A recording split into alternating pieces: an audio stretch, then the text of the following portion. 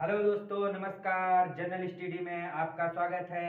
मैं आज फिर से हाजिर हूँ एक नए वीडियो के साथ। जैसा हम लोगों ने पिछले वीडियो में डिस्कस किया था सिलेबस के बारे में, उसी में पहला टॉपिक था भारत का संवैधानिक विकास। आज उसी के बारे में हम चर्चा करेंगे। हम आज चर्चा करेंगे भारत का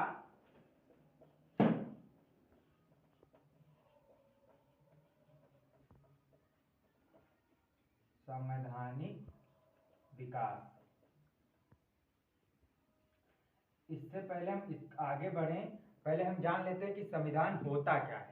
देखो दोस्त, जैसे हम लोगों के घर में बहुत सारे रूल्स होते हैं कि रात को घर से बाहर नहीं जाना है, 7 बजे घर से पहले आ जाना है। ये हमारे बड़े जो रिस्ट्रिक्शन बनाते हैं वही एक रूल होते हैं। इसी तरह हर देश अपने अपने बहुत सारे नियम बनाता है अपने देश की जनता के बारे में, और अगर देखा जाए तो उसी में जनता का विश्वास और दर्शन झलकता भी है, तो उसी को संविधान नाम दिया जाता है।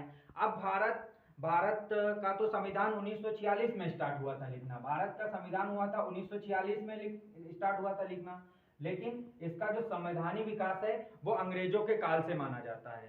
सब लोगों को पता होगा कि हमारा देश अंग्रेजों का गुलाम रहा है। अंग्रेज भी बहुत सारे नियम लाते रहे हैं, तो उसी को हम भारत का संवैधानिक विकास मान के चलते हैं। तो सबसे पहले हम एक खाका खींचेंगे कि भारत का संवैधानिक विकास कैसे हुआ, फिर उसके बारे में डीपली जानेंगे। ठीक है, तो हम बात करते हैं आगे। भारत का संवैधानिक विकास, इसको हम दो भागों में बांट के पढ़ सकते हैं। पहला,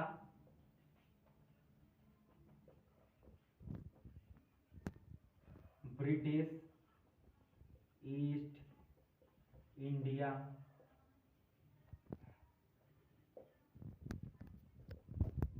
के अंतर्गत हम लोगों ने छोटे में पढ़ा होगा कि ईस्ट इंडिया की स्थापना 1600 में हुई थी, तो भारत का संवैधानिक विकास वहीं से माना जाता है। पहले तो ब्रिटिश ईस्ट इंडिया का अंतर्गत जो भारत का संवैधानिक विकास हुआ उसके बारे में पढ़ेंगे।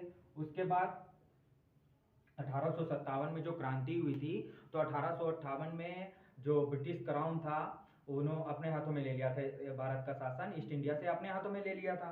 तो अब दूसरा भाग पढ़ेंगे ब्रिटिश क्राउन के अंतर्गत।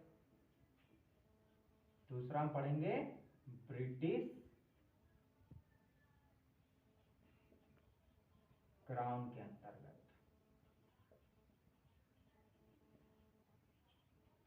ये हमारा है 1773 से 1853 तक। अब 1858 में ब्रिटिश क्राउन ने अपने हाथों में ले लिया था भारत का शासन। फिर अब यहाँ से स्टार्ट हो जाएगा 1858 से, जब तक हमारा देश आजाद नहीं होता 1947 तक। ठीक है दोस्तों, इतना समझ में आ गया। अब इसके बारे में कौन कौन से अधिनियम लाए गए हम देखते हैं। इसके बारे में पढ़ेंगे। सबसे पहला लाया गया रेगुलेटिंग एक्ट।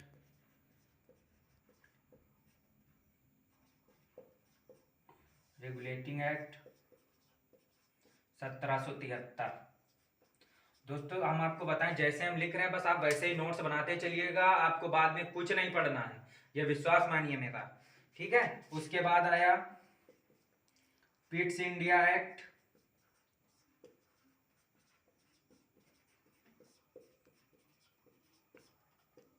(1784).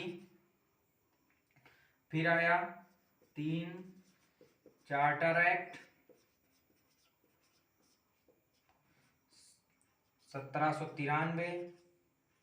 चार्टर एक्ट को हम सीए लिखे दे रहे हैं, ठीक है, समझ जाइएगा। चार्टर एक्ट आया 1793 के बाद 1813 में आया।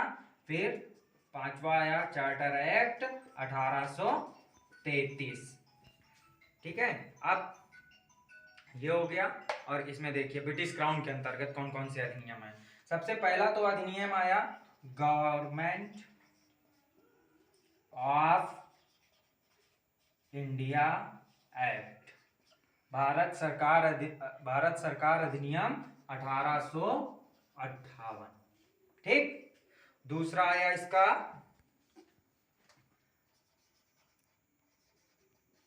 इंडियन काउंसिल एक्ट, भारत परिषद अधिनियम, ये आया आपका 1861। इसके बारे में हम पढ़ेंगे सब पूरा एक एक, इसमें क्या हुआ, इसमें क्या हुआ, इसमें क्या हुआ, हम इस सब कुछ जानेंगे। अभी सिर्फ एक खाका खींच रहे हैं कि इस भारत के संवैधानिक विकास कैसे हुआ, इसके बारे में क्या क्या पढ़ना है, ठीक है। फिर उसके बाद इंडियन काउंसिल एक्ट, इसको आईसीए लिखे दे रहे हैं, समझ जाइएगा। इंडियन काउंसिल एक्ट 1892 आया। फिर Indian council act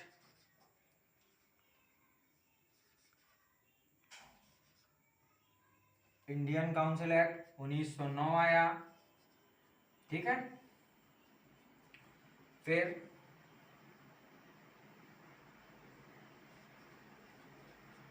government of India act 1919 आया। गवर्नमेंट ऑफ इंडिया एक्ट 1919, उसके बाद आया गवर्नमेंट ऑफ इंडिया एक्ट 1935, उसके बाद आया अगस्त प्रस्ताव।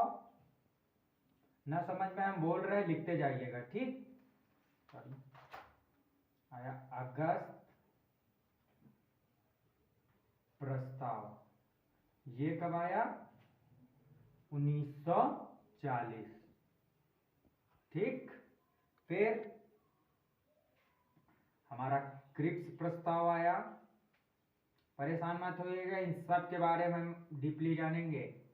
क्रिप्स प्रस्ताव 1942,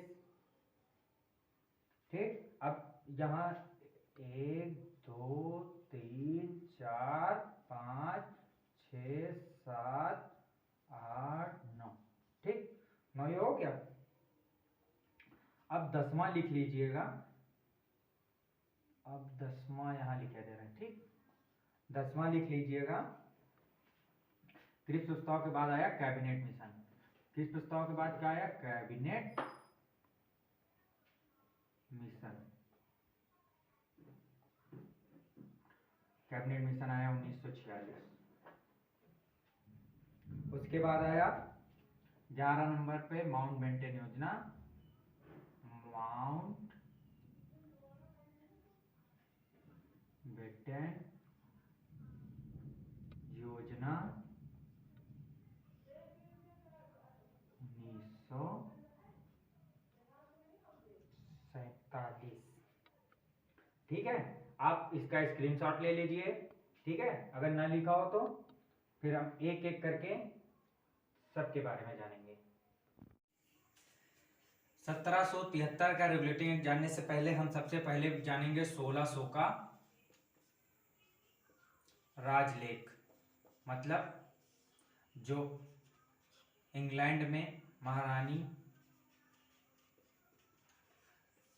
आप हेडिंग डाल दीजिएगा 1600 का राजलेख, और किसने जारी किया था, महारानी एलिजाबेथ फर्स्ट, महारानी एलिजाबेथ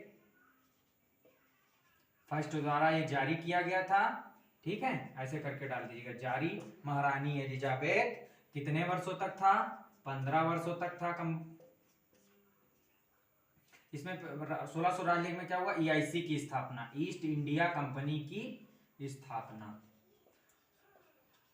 घोषणा किसने की थी, महारानी एलिजाबेथ फर्स्ट ने। फिर उसके बाद कितने वर्षों तक इनको अधिकार मिला था, 15 वर्षों तक, 15 वर्षों तक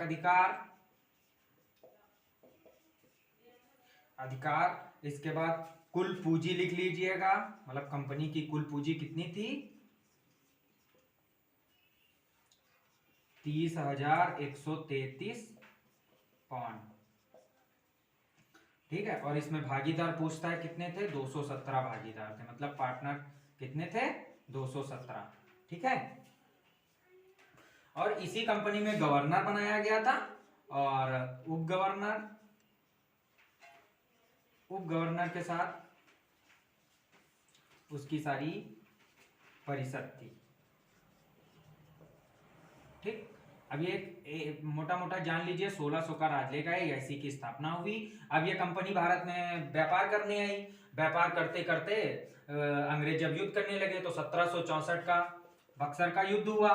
बक्सर के युद्ध के बाद अंग्रेजों का प्रभाव पूरे भारत में होने लगा, ठीक है। तो अब वो सबसे पहला एक्ट लेके आएंगे 1773, मतलब भारत के लिए कानून बनाया उन्होंने सबसे पहले 1773 रेगुलेटिंग एक्ट। तो अब हम जानेंगे रेगुलेटिंग एक्ट के बारे में, ठीक है।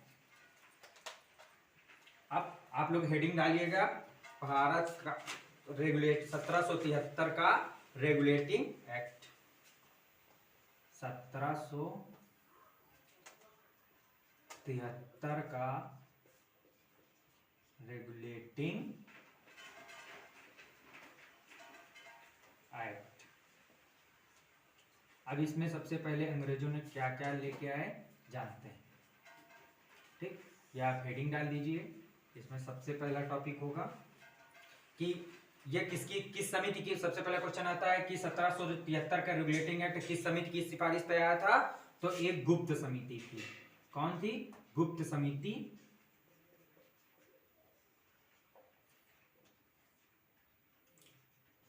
इसका हेड कौन था? ब्रिटिश पीएम लॉर्ड नाथ, ठीक है। और इसमें क्या किया गया था? इसमें जो बोर्ड ऑफ डायरेक्टर, मतलब जो कंपनी का डायरेक्टर था, इसकी कार्यावधि 1 साल रहती थी। तो 1 वर्ष से बढ़ाकर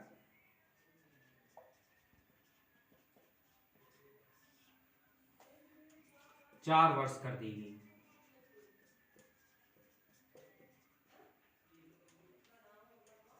जो कंपनी का हेड होता है उसकी 1 साल कार्यावधि रहती थी, तो इसके बढ़ाकर का बोर्ड ऑफ डायरेक्टर की कार्यावधि यहाँ पे डाल लीजिए, ठीक है। कार्यावधि 1 वर्ष से बढ़ाकर 4 वर्ष कर दी गई। अगला होगा, अगली क्या बात इसमें की गई? जो बंगाल का गवर्नर था, बंगाल के गवर्नर को तीनों प्रेसिडेंसियों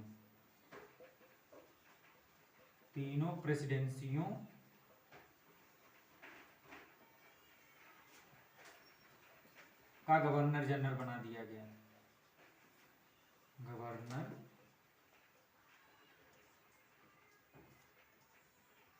बना दिया गया। अब ये 3 कौन कौन सी थी प्रेसिडेंसी थी? मद्रास, कोलकाता, मद्रास, कोलकाता, मुंबई, ठीक। अब पहले क्या होता था? बंगाल का गवर्नर जो भी निर्णय लेता था अपने स्वयं पे लेता था। लेकिन अब इसमें क्या हुआ? जो कार्यकारिणी, जो गवर्नर जनरल की कार्यकारिणी थी, कार्यकारिणी में 4 सदस्य सम्मिलित कर दिए गए। 4 सदस्यों की, ठीक। गवर्नर जनरल की कार्यकारिणी, गवर्नर की कार्यकारिणी 4 सदस्यों की, ठीक है। अब इसमें ये क्वेश्चन आता है कि 4 सदस्य कौन कौन से थे। आपको 3 ऑप्शन इसके दे देगा, एक दूसरा दे देगा, पूछ लेगा इनमें से कोई नहीं। तो अब इसमें 4 कौन कौन से थे? पहला था फिलिप फ्रांसिस। दूसरा हमारा था मानसन। ये नाम बहुत इंपॉर्टेंट है, इसको याद कर लीजिए। तीसरा था बारबेल और चौथा सदस्य था क्लेवरिंग, ठीक। ये 4 सदस्य बहुत इंपॉर्टेंट हैं, तो 3 बार क्वेश्चन आ चुका है इनके बारे में, ठीक है। इतना नोट कर लीजिए, फिर आगे बताते हैं। इसमें 2-3 बातें और रह गई हैं, बस ये पूरा टॉपिक खत्म। देखो 1773 का रेगुलेटिंग एक्ट आया, इसमें अंग्रेजों ने क्या बात किया? पहली बात तो किस समिति की सिफारिश पर आया? गुप्त समिति की सिफारिश पर। इसका हेड कौन था? जो पीएम था, प्रधानमंत्री था ब्रिटिश का, लॉर्ड नाथ द्वारा इसके द्वारा आया, ठीक है। अब उसके बाद बोर्ड ऑफ डायरेक्टर की जो कार्यावधि थी 1 वर्ष से बढ़ाकर 4 वर्ष कर दी गई, ठीक है। उसके बाद जो बंगाल का गवर्नर था उसको तीनों प्रेसिडेंसियों का हेड बना दिया गया, गवर्नर जनरल बना दिया गया, जिसमें मद्रास, कोलकाता, मुंबई आता है, ठीक है। उसके बाद चौथी बात हमारी क्या थी, गवर्नर जनरल की कार्डी में 4 सदस्य शामिल किए गए। नंबर 1 पर फिलिप फ्रांसिस, दूसरा था मानसन, तीसरा था बारबेल और चौथा था क्लेवरिंग। ठीक है, अब इसके आगे क्या हुआ, इसके आगे 2-3 बातें और रह गई हैं बस। ठीक है, उसके बाद इसी में एक बात की गई है, कलकत्ता में सुप्रीम कोर्ट की स्थापना।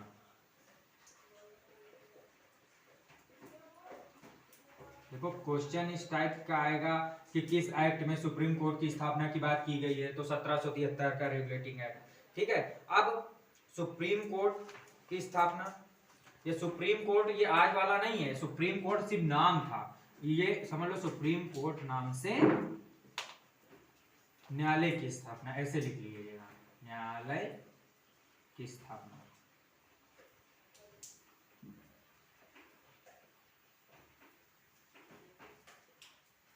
अब इसमें एक जज बनाया गया, मुख्य न्यायाधीश बनाया गया।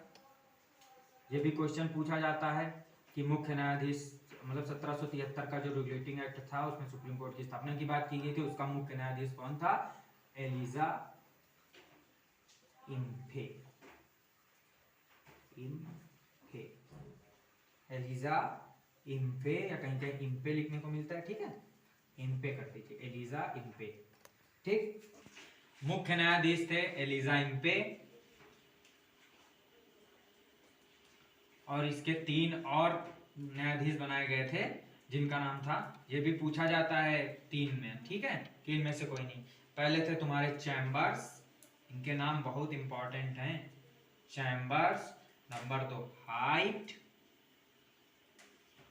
नंबर 3 लिमेस्टर। ठीक है, और ये जो सुप्रीम कोर्ट की स्थापना की बात की गई थी 1773 में, लेकिन अगर ये पूछा जाए कि कलकत्ता में अंग्रेजों द्वारा सुप्रीम कोर्ट न्यायालय की स्थापना कब की गई थी, तो इसका आंसर हो जाएगा 1774। बात की गई थी 1773 में, लेकिन स्थापना कब हुई थी, 1774 में।